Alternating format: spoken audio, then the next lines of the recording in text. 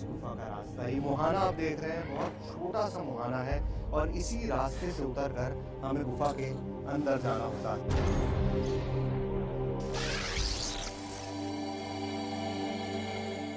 देख सकते हैं कि बेहद मुश्किल है। बिल्कुल एक छोटा पतला मुहाना है जिसके जरिए इस गुफा में उतरा जाता है।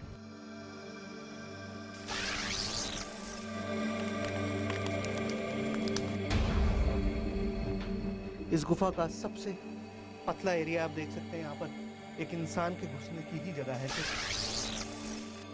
ये गुफा का अंत है और आप देख सकते हैं कि हाइट इतनी ज़्यादा नीचे है कि यहाँ आप सिवाय लेट कर जाने के आपके पास कोई दूसरा चारा नहीं है।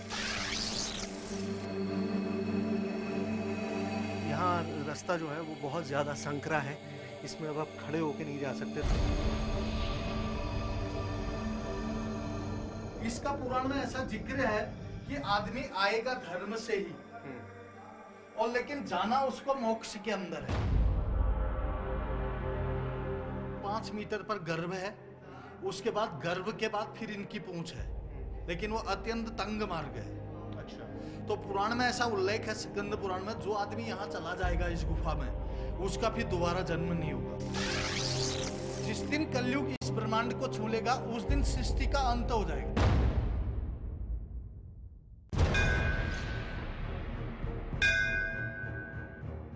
जो सुलझ जाए वो रहस्य ही क्या। धर्म, विज्ञान और आस्था से जुड़ी एक ऐसी ही पहेली छिपी है धरती के गर्भ में, जमीन से करीब 90 फीट नीचे। हिमालय की वादियों के बीच एक ऐसी गुफा जिसके 7 तल हैं, लेकिन उस गुफा के पहले तल से आगे आज तक कोई नहीं जा पाया। एक ऐसी गुफा जहां 10,000 से ज्यादा गुफाएं आपस में उलझी हुई हैं, जिसका जिक्र हजारों बरस पहले स्कंद पुराण में भी मिलता है। एक ऐसा अद्भुत संसार जहां चारों धाम एक साथ मौजूद हैं, जहां मानसरोवर के दर्शन होते हैं। दुनिया की वो इकलौती जगह जहां शिव हैं, विष्णु हैं और ब्रह्मा भी, जहां 33 करोड़ देवता एक साथ दिखाई देंगे। आज धरती की उस गहराई में आप भी चलिए IBN 7 के साथ, लेकिन थोड़ा संभल कर, थोड़ा होशियार, क्योंकि वहां 2 इंसानों का एक साथ उतरना भी मुमकिन नहीं है। जहां चंद कदमों के अंधेरे के बाद मिलता है एक अद्भुत संसार,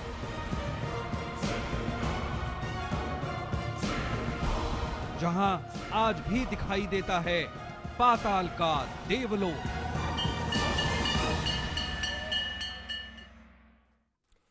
नमस्कार, मैं हूं प्रवीण तिवारी। हिमालय की वादियों के बीच एक अद्भुत गुफा मौजूद है, ऐसी गुफा जिसके भीतर 10,000 से ज्यादा कंदराएं हैं, जिसके बारे में शायद आप अब तक नहीं जानते होंगे। कहा जाता है कि उन गुफाओं के ज्यादातर रास्ते ऐसे हैं जहां आज तक कोई इंसान पहुंच ही नहीं पाया है। बरसों पहले जब इस गुफा की पड़ताल की गई तो पता लगा कि यह वही गुफा है जिसका जिक्र स्कंद पुराण में भी मिलता है, जिसके बारे में यह कहा गया कि इसी गुफा में 33 करोड़ देवी देवताओं का वास होगा, जहां चारों धाम एक साथ दिखाई देंगे। यहां सदियों से कुछ ऐसे रहस्य मौजूद हैं जिसे आज तक सुलझाया नहीं जा सका। तो चलिए देखते हैं उस अद्भुत संसार को और चलते हैं उन गुफाओं के हैरत अंगेज रास्तों पर।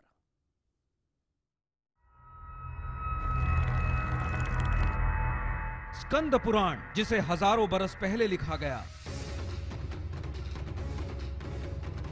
जिसके मानस खंड में जिक्र मिलता है पाताल भुवनेश्वर का,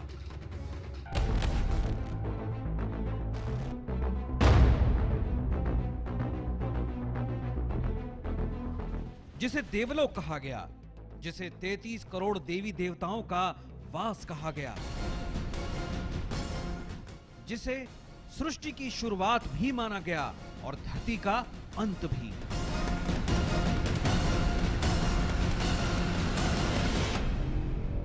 IBN 7 की टीम भी निकल पड़ी धरती और पाताल के बीच मौजूद उस अद्भुत संसार की तलाश में, ये पता लगाने कि क्या पुराणों की वो कथाएं वाकई में एक सच है। नमस्कार, मैं हूं सैयद सुहेल। इंसान का जीवन इन सीढ़ीनुमा खेतों की तरह ही होता है। साल बदलते हैं, दशक बदलते हैं और युग बदलते हैं, लेकिन कुछ चीजें ऐसी हैं जो युगों तक भी नहीं बदलती, जो आदि काल से अनंत काल तक वैसी ही रहती हैं। आज हम आपको एक ऐसी ही जगह लेकर चलने वाले हैं जो अनंत काल से मौजूद है, जिसका जिक्र पुराणों में भी है और जिसके रहस्य आज भी इंसानी पहुंच के बाहर है। देवभूमि उत्तराखंड में देवों के उस संसार को तलाशने हम पहुंचे पिथौरागढ़, क्योंकि पाताल का वो द्वार आज भी हिमालय की इन्हीं वादियों में मौजूद है। इन खूबसूरत रास्तों पर चारों तरफ बर्फ से ढकी चोटियां दिखाई दे रही थीं।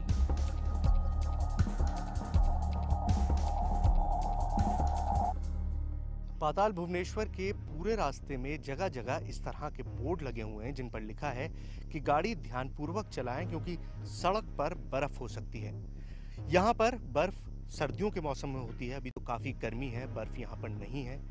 लेकिन शायद इस गुफा का पता इतने सालों तक, इतने दशकों तक, इतने युगों तक इसीलिए नहीं चल पाया क्योंकि ये पूरा एरिया जो है बर्फ से ढका रहता है और चंद महीनों के लिए इस पर से बर्फ हटती है।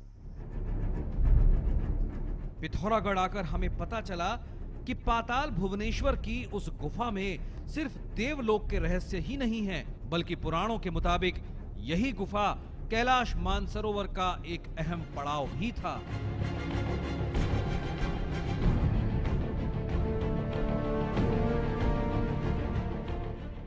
वैसे तो स्कंद पुराण के मानसखंड में उसको कैलाश यात्रा का ही पड़ाव कहा गया है। तो अयोध्या के राजा मानधाता ने सतयुग में कहते हैं अयोध्या से कैलाश तक जितनी भी यात्रा में गुफाएं रहती थी उनको जोड़ दिया।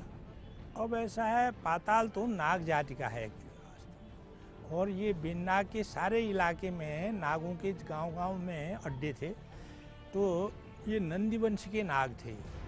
पाताल लोक यानी नागलोक।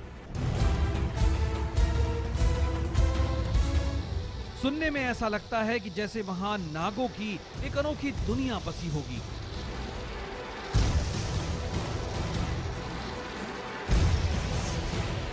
अंधेरी गुफाएं होंगी और देवलोक से जुड़े कुछ ऐसे रहस्य होंगे जो सदियों से एक पहेली बने हुए हैं।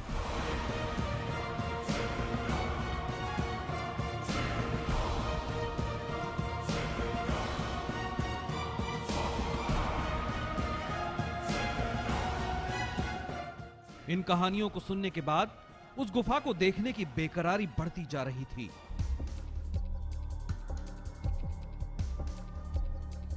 चंद किलोमीटर के सफर के बाद हम उस धाम तक पहुंच ही गए। भक्तों की भीड़ जुटी हुई थी। शंखों की आवाजें गूंज रही थी और घंटियों का शोर जैसे हमें अपनी ओर खींच रहा था। यहां आते ही हमारी मुलाकात मंदिर समिति के एक सदस्य से हुई और पाताल भुवनेश्वर से जुड़ी कुछ नई कहानियां सामने आईं। 33 करोड़ देवी देवताओं के साथ में भगवान शंकर पाताल भुवनेश्वर में विराजमान है। पाताल भुवनेश्वर भगवान शंकर जी का गोपनीय स्थान है। कुछ देर के पैदल सफर के बाद हम पाताल भुवनेश्वर के मुख्य मंदिर तक पहुंचे, जहां से पाताल की उस गुफा का रास्ता शुरू होता है। वैसे तो इस मंदिर में रोज सैकड़ों भक्त आते हैं, लेकिन उस अंधेरी गुफा में दाखिल होने की हिम्मत हर शख्स नहीं जुटा पाता। लेकिन हम फैसला कर चुके थे कि रास्ता चाहे जितना भी मुश्किल हो, आज हम उस गुफा में जाएंगे ही। देवलोक की तस्वीरें पहली बार दुनिया के सामने हम रखेंगे। पाताल भुवनेश्वर गुफा तक हम पहुंच गए हैं और ये है इस गुफा का रास्ता। ये मुहाना आप देख रहे हैं, बहुत छोटा सा मुहाना है और इसी रास्ते से उतरकर हमें गुफा के अंदर जाना होता है। तो चलिए सफ़र शुरू करते हैं उस जगह का जहां पर कहा जाता है कि चारों धाम मौजूद हैं, जहां पर आपको हर वो अलौकिक शक्ति देखने को मिल जाएगी जो शायद इस दुनिया में आपने नहीं देखी हो। आइए। हमारी टीम उस गहरी गुफा में दाखिल हो गई। पाताल के उस देवलोक को देखने के लिए हमें करीब 95 फीट नीचे जाना होगा। बदलते वक्त के साथ उस गुफा में रोशनी के कुछ इंतजामात किए गए हैं, लेकिन अब भी एक अजीब सा अंधेरा कायम है। वहां मौजूद उस जंजीर के सहारे हम नीचे उतरने लगे। वैसे तो यह गुफा करीब 8000 साल पुरानी है, लेकिन यह माना जाता है कि 8वीं शताब्दी में यानी कलयुग में यह गुफा आदि शंकराचार्य ने खोजी थी। ये रास्ता आप देख सकते हैं कि बेहद मुश्किल है। बिल्कुल एक छोटा पतला मुहाना है जिसके जरिए इस गुफा में उतरा जाता है और ये दोनों तरफ चेन्स हैं जिनको पकड़कर आपको इस गुफा के अंदर उतरना होता है। आप देख सकते हैं कि जब इस गुफा को ढूंढा होगा आदि शंकराचार्य ने तो उनको कितनी ज्यादा परेशानी का सामना करना पड़ा होगा।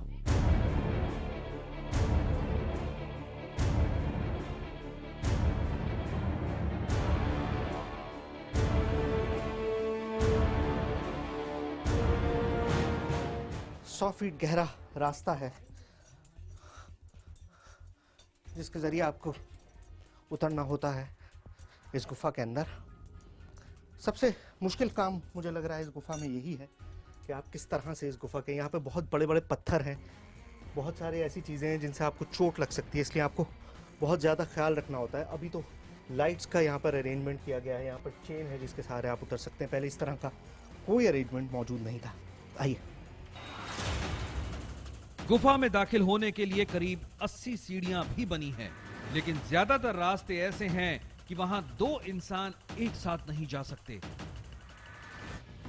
ये इस गुफा का सबसे पतला एरिया आप देख सकते हैं। यहाँ पर एक इंसान के घुसने की ही जगह है सिर्फ। बहुत मुश्किल से आप, ये करीबन 3 मीटर का एरिया है जो बिल्कुल बहुत ही छोटा मुहाना है इसमें। गुफा में बहुत सारा इस रास्ते में एरिया ऐसा भी है जहाँ पर आपको बैठ के चलना पड़ता है। जैसे अभी ये गुफा का अंत है और आप देख सकते हैं कि हाइट इतनी ज़्यादा नीचे है कि यहाँ आप सिवाय लेट कर जाने के आपके पास कोई दूसरा चारा नहीं है। मुझे भी वही करना पड़ेगा।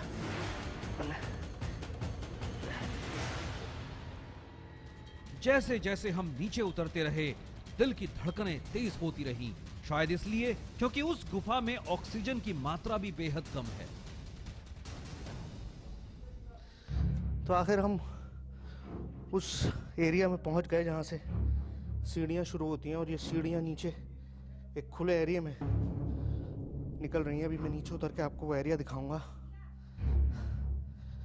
तो एक बहुत मुश्किल रास्ता है नीचे उतरने का, लेकिन एक बार जब आप नीचे आ जाएंगे तो आप महसूस करेंगे कि आप ऐसी जगह पर हैं जहाँ पर कोई ना कोई शक्ति ज़रूर मौजूद है। एक ऐसी शक्ति जो इस बिल्कुल छोटी सी संकरे रास्ते से आपको उतरने की ताकत देती है, जहाँ से उतरकर आप नीचे आ पाते हैं और फिर यहाँ पहुँचकर आप महसूस करते हैं कि आप एक ख़ास जगह पहुँच गए हैं।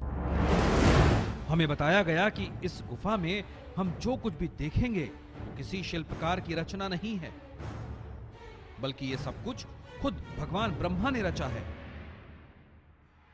यानी सतयुग से कलयुग तक ब्रह्मांड की हर कहानी जैसे पहले ही लिखी जा चुकी थी। तो आखिरकार एक बहुत मुश्किल सफर तय करके उस गुफा में हम उतर चुके हैं जिसका जिक्र स्कंद महापुराण में मौजूद है, यानी पाताल भुवनेश्वर। और इस गुफा में गुफा के प्रबंधक नीलम भंडारी जी अब हमारे साथ हैं, जो हमको इस गुफा के इतिहास के बारे में बताएंगे और आखिर यहाँ पर क्या है इतना खास कि युगों से इस गुफा का जिक्र पुराणों में भी मिलता है और हर कोई इस गुफा तक पहुंचने की इच्छा रखता है।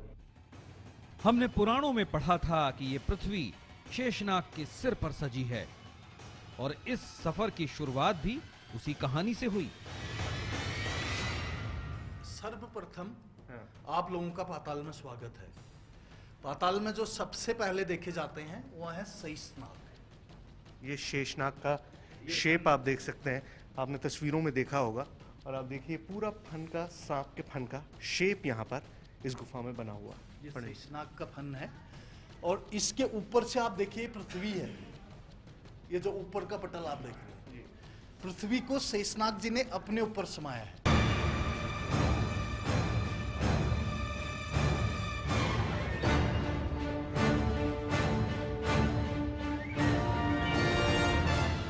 ये सब क्या है पंडित जी? इनके मुंह में हमने प्रवेश लिया है तो हम हैं कहाँ, विष्णु सैया के अंदर हैं। ये पूरे दांत शेषनाग जी ने दिखाए हैं अपने, अलग अलग टाइप के पत्थर आप देख रहे हैं अंदर, ये पूरे इनके दांत हैं। और इनके बीच में आप देखिए ये उनकी विष थैली है। अच्छा, ये जो खाली जगह है, जी जी जी जी, ये जो सेंटर यहाँ में पर आप देख रहे हैं, ब्लैक, ये बिल्कुल काला है। अगर आप देखेंगे तो ये बिल्कुल हिस्सा काला है, जैसा जहर होता है, विष होता है। ये विष थैली है शेषनाग जी की। तो इस फन का जो है यही महात्म्य है। यहाँ से फिर जो है हम पाताल के अगले पड़ाव की ओर चलेंगे। जैसे जैसे हम गुफा में आगे बढ़ते गए, पुराणों की नई कहानियां सामने आती गईं।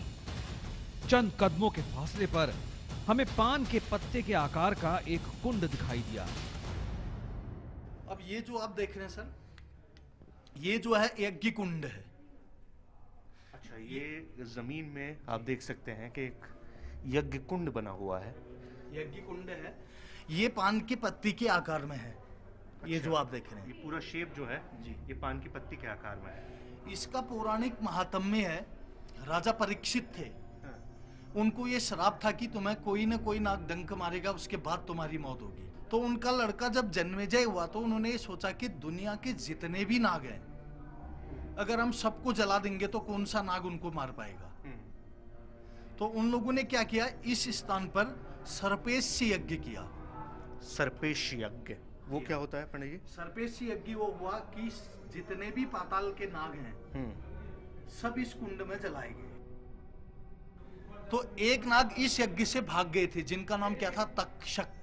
अच्छा, बाद में उन्होंने ही राजा परीक्षित को डंक मार दिया। तो वो नाग कौन से थे, ये हैं। अच्छा, ये जो आप देख रहे हैं, यहां से गए और यहां से इन्होंने टर्न लिया और यहां से इन्होंने फिर टर्न लेकर के, ये इनकी जीवा है जो सांप रेगनी में निकालता है। तो वो जो तक्षक हैं वो आज के दिन भी इस पाताल में है, ये प्रमाण है। इस चट्टान के बीच ये आकृति वाकई किसी नाग जैसी ही थी। हमें बताया गया कि ये सब कुछ किसी इंसान ने नहीं बनाया, लेकिन आज के दौर में ये शंका जरूर हो सकती है कि ये सब कुछ कुदरत का कोई इत्तेफाक हो। लेकिन इस गुफा के हर मोड़ पर ऐसे हजारों इत्तेफाक होना भी मुमकिन नहीं है। ये रहस्य और गहरा हो गया जब चंद कदमों के फासले पर हमें शेषनाग की रीढ़ की हड्डी दिखाई गई। तो पाताल भुवनेश्वर में अब जो रास्ता है, ये आप देख रहे हैं चारों तरफ, ये शेषनाग की रीढ़ की हड्डी है। और गोलाई और शेप आप देख सकते हैं बिल्कुल रीढ़ की हड्डी की तरह। पंडित जी बिल्कुल जी जी। तो शेषनाग के मुंह से हमने प्रवेश लिया। ये जमीन में आपको दिख रही है ना, पूरी रीढ़ है। अच्छा, जिनके ऊपर हम चल रहे हैं। ये सारे जिस तरह का हड्डियों का शेप होता है, बिल्कुल उसी तरह से शेप बना हुआ। ये सब नेचुरल है सर, जबकि ये जो रीढ़ की हड्डियां हैं ये आपकी मिट्टी में बनी है। हाँ। लेकिन ये अभी तक ज्यों के त्यों हैं। हाँ। ये एक बहुत इंपॉर्टेंट बात है। आप समझ सकते हैं कि ये तो पत्थर है, जो दीवारें हैं वो पत्थर हैं और कैल्सिफिकेशन की वजह से शेप्स बने हैं, लेकिन जमीन में इस तरह का शेप होना ये बहुत सरप्राइजिंग है। जी जी जी बिल्कुल। तो ये पूरी रीढ़ की हड्डी है, आप देख रहे हैं। हम इस पे चलते हुए अब आगे बढ़ेंगे, आइए बढ़ेंगे। वाकई जमीन पर बनी ये आकृति वैसी ही थी जैसे हम किसी सांप की रीढ़ की हड्डी को देख रहे हों। आगे बढ़ने की बेताबी बढ़ती जा रही थी, क्योंकि अब तक हमने जो कुछ भी देखा वो सिर्फ इस गुफा का पहला पड़ाव था। हम नहीं जानते थे कि जैसे जैसे हम गुफा के भीतर दाखिल होंगे, कुछ अद्भुत चमत्कार, कुछ अनोखे रहस्य हमारा इंतजार कर रहे होंगे। हम आपको दिखा रहे हैं पाताल भुवनेश्वर का एक अद्भुत संसार, यानी हिमालय की वादियों के बीच मौजूद एक ऐसी गुफा जहां पूरा देवलोक मौजूद है। अब तक हमने आपको जो कुछ भी दिखाया वो सिर्फ इस गुफा का पहला पड़ाव था, लेकिन जैसे जैसे हमारी टीम इस गुफा में आगे बढ़ती रही, वैसे वैसे कुछ अनसुलझे रहस्यों से हमारा सामना होता गया।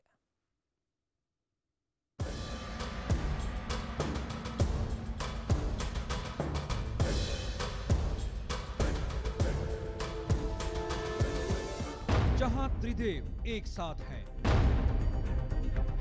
जहां चारों धाम एक साथ हैं, जहां 33 करोड़ देवी देवता एक साथ दिखाई देते हैं, जहां आज भी है भगवान गणेश का कटा हुआ सर, जहां कलयुग के खत्म होने की अद्भुत भविष्यवाणी मौजूद है, आज चलिए जमीन के 100 फीट नीचे पाताल में मौजूद एक अद्भुत देवलोक में।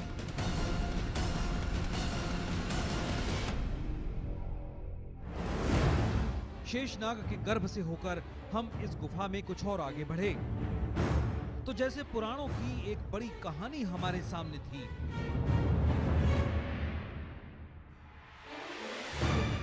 यह कहानी थी महादेव और भगवान गणेश के युद्ध की।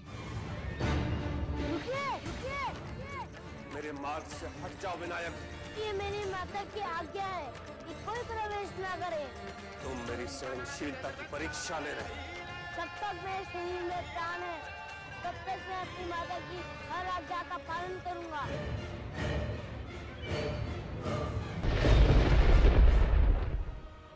हमें बताया गया कि जब शिव ने भगवान गणेश का सिर काटा था तो उनके धड़ को इसी गुफा में रखा गया था, जिससे जुड़ा एक रहस्य आज भी सबूत बनकर यहाँ मौजूद है। ये जो आप देख रहे हैं ये आदि गणेश है। आदि गणेश। आदि का मतलब हुआ सिर कटे हुए। अच्छा। यानी भगवान शिव ने आप देखिए इनका सिर काट दिया था। अच्छा। ये आप देख रहे हैं ये सिर्फ धड़ है इनका। अच्छा, शरीर सिर्फ मौजूद है और सर नहीं है। सिर काट दिया था भगवान शिव ने। जी।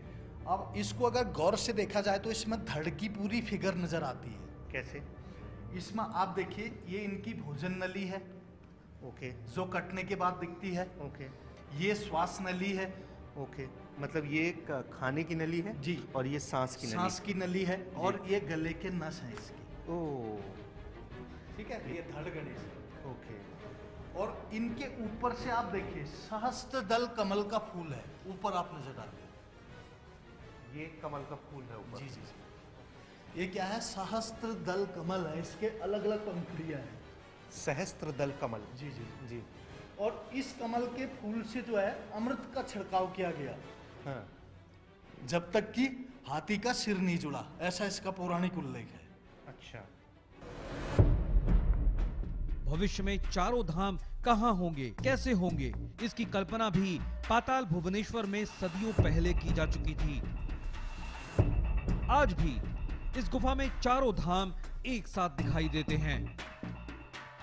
अगर आपने कभी सोचा है कि आप चारों धाम की यात्रा करें, आपने जो भी पाप किए हैं उनसे आप छुटकारा पा सकें, तो आज हम आपको एक ही जगह पर चारों धाम का दर्शन करा सकते हैं। और ये कमाल है पाताल भुवनेश्वर गुफा में। हिमालय में जैसे चार धाम दर्शाए गए हैं वैसे ही चार धाम इस पाताल के अंदर भी हैं। इसमें आप देखिए चार धाम की यात्रा के बराबर भुवनेश्वर के दर्शन से फल प्राप्त है आदमी को। यदि आदमी को चार धाम जाने होंगे तो उसको अलग अलग तीर्थों में जाना पड़ेगा। तो भुवनेश्वर एक ऐसा स्थान है जहां आदमी एक ही दृष्टि में चार धाम के दर्शन कर सकता है। इसमें आप देखिए ये केदारनाथ जी का शिवलिंग है। ये आप देखिए ये शेप जो है पूरी केदारनाथ की है। अगर आप लोग केदारनाथ में गए हैं तो यही शिवलिंग केदारनाथ में है। अब आप देखिए इसके बगल में है पंचबद्री। पंचबद्री। जी हाँ, इसमें आप देखिए ये विष्णु है, ये कुबेर है, ये लक्ष्मी है, ये गरुड़ है और ये यम है। और इनके ऊपर में आप देखिए ये अमरनाथ है। कश्मीर में जब अमरनाथ जी का शिवलिंग बनता है बर्फ का, तो शुरुआत इतने से होती है। ये पहले दर्शन दिखाए गए हैं अमरनाथ जी के। अच्छा। और इसके अंदर आप देखिए गुफा का शेप, वो भी अमरनाथ जी का ही जैसा है जैसा अमरनाथ जी में है। अच्छा। ये अंदर आप देखिए वही गुफा है अमरनाथ जी की, जो आज के दिन में भी कश्मीर में अमरनाथ जी में मौजूद है। वही भुवनेश्वर में भी है, ये जो आप देख रहे हैं। और चौथा धाम जो है पुरी के लिए भी मार्ग है यहाँ से।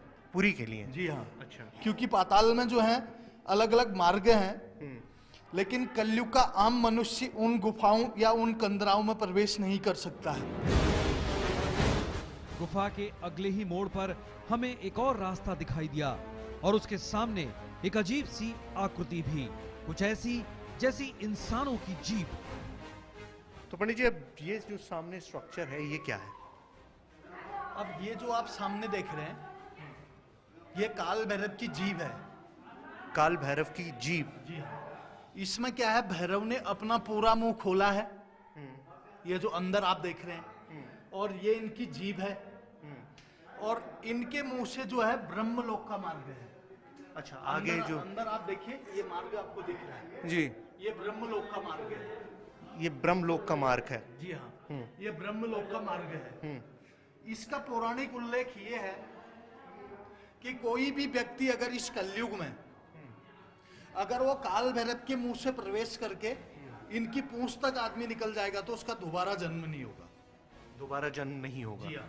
लेकिन वो अंत है कहाँ? पूंछ कहाँ पर? इसका जो है इसके 5 मीटर पर गर्भ है, उसके बाद गर्भ के बाद फिर इनकी पूंछ है, लेकिन वो अत्यंत तंग मार्ग है। अच्छा। तो पुराण में ऐसा उल्लेख है, स्कंद पुराण में, जो आदमी यहाँ चला जाएगा इस गुफा में उसका फिर दोबारा जन्म नहीं होगा। इस गुफा की हर चट्टान मानो पुराणों का एक नया सबूत हो। शंकर जी का पूरा झोला है, ये अंदर से खोखला है, ये जो आप देख रहे हैं, और ऊपर से भी सुराग है और नीचे से भी सुराग है इसमें। ये क्या है, शिव झोली है। पास में ही एक और चट्टान है जिसे शिव का आसन कहा जाता है। ये भगवान शंकर जी का आसन है, और अंदर से आप देखिए शेर की खाल भी है, ये जो आपको दिख रही है, मिट्टी में नजर आ रहा है ना, अंदर मिट्टी का जैसा बना हुआ, ये जो है शेर की खाल है, और बाहर से उनका पूरा आसन लटका हुआ है।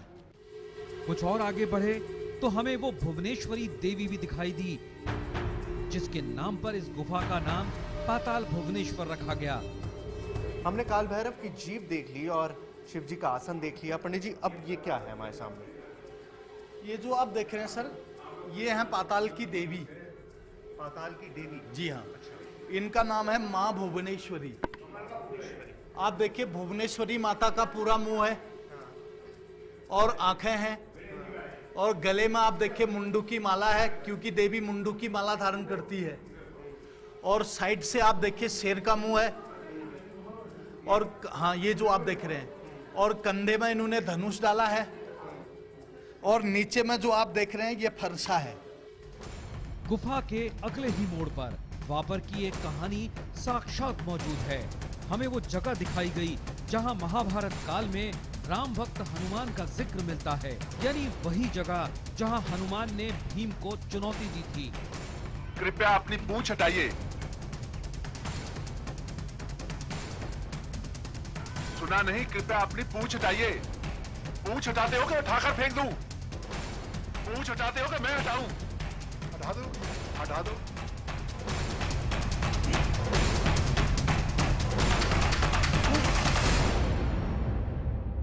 ये माना जाता है ये वो जगह है जहाँ पर भगवान हनुमान की मुलाकात हुई थी भीम से, और भीम उनको पहचान नहीं पाए थे, और उन्होंने उनकी दुम को, उनकी पूंछ को उठाने की कोशिश की, और अपनी पूरी ताकत लगाने के बावजूद वो उस दुम को नहीं उठा पाए। हमें बताया गया कि द्वापर युग में पांडव भी इसी गुफा में रुके थे। यहीं पर भगवान शिव ने पांडवों को दर्शन दिए थे, और यहीं पर पांडवों ने महादेव के साथ चौसर खेली थी। ये वो जगह है जहाँ पर महाभारत के बाद पांडवों ने चौपड़ खेला, और वो चौपड़ किसके साथ खेला? भगवान शिव के साथ। माँ पार्वती को भी बैठाया उन्होंने चौपड़ में। तो यहाँ से गुफाएं हैं सर, जो अपने अपनी कलाओं से युक्त हैं।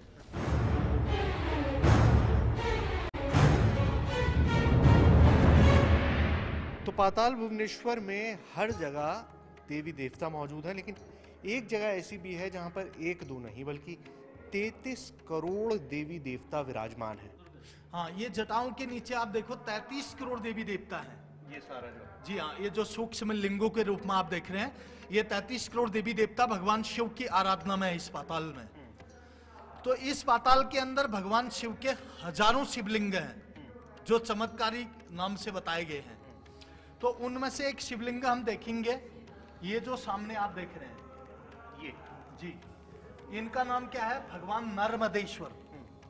इस शिवलिंग की यह पहचान है, इसमें आप देखिए आधा अंग इनका गीला है, लेकिन आधा अंग इस लिंग का ऐसा है, अगर आप इसके ऊपर जल डालेंगे ये उसको पी जाएंगे। ये आप देखिए इतना अंग इनका पूरा पानी अंदर खींचता है। अच्छा, ये पानी को सोख लेता है। जी जी जी जी। तो इस शिवलिंग का नाम क्या है? नर्मदेश्वर। ये शिवलिंग वाकई एक अजूबा था, क्योंकि शिवलिंग का अगला हिस्सा गीला है और पिछला भाग सूखा। इस गुफा में महादेव के कई चमत्कार दिखाई देते हैं, जैसे पत्थरों पर दिखती ये आकृति जो भगवान शंकर की जटाओं जैसी दिखती है। ये पूरी जटाएं हैं भगवान शिव की, और इनमें भागीरथी गंगा बहरी, इसलिए कलर क्या है? सफेद है इनका।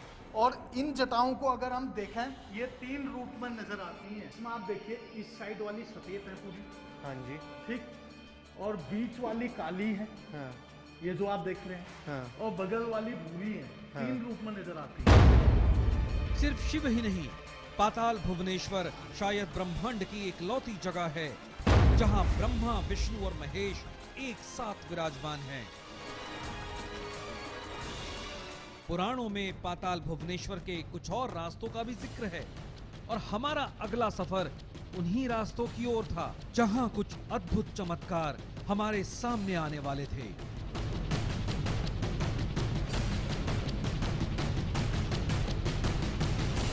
आज हम आपको दिखा रहे हैं पाताल में देवलोक। स्कंद पुराण में कहा गया है कि कलयुग का अंत कब होगा, इसका रहस्य पाताल भुवनेश्वर की गुफा में ही छिपा हुआ है। और यहां आकर हमें वाकई उस रहस्य की तस्वीरें दिखाई गई। उस गुफा में हमें आगे क्या मिला, आप भी देखिए।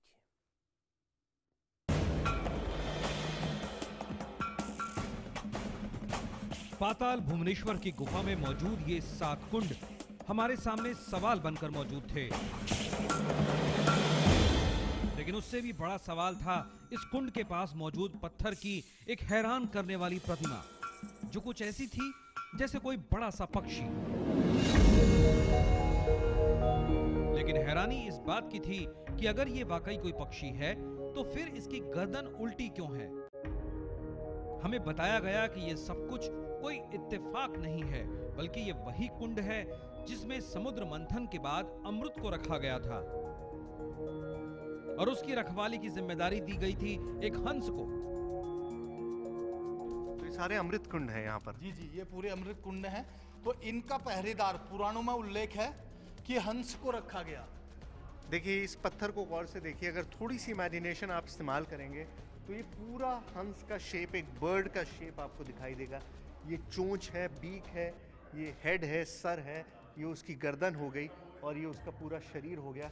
और साथ में अगर एक प्रोफाइल शॉट मैं कैमरामैन से कहूँ किसी तरह से दे पाएँ, अंधेरा बहुत ज़्यादा है, बहुत मुश्किल काम है यहाँ पर शूट करना, लेकिन यहाँ पर अगर इस तरह का आप एक प्रोफाइल देखें इसका, तो आपको लगेगा कि जैसे वो अपने परों को अपने शरीर से चिपका कर बैठा हुआ है। तो पूरा हंस का शेप है। ये हंस जो है यहाँ पर इस कुंड की रखवाली करता है। जी हाँ, रखवाली के लिए इस हंस को रखा गया।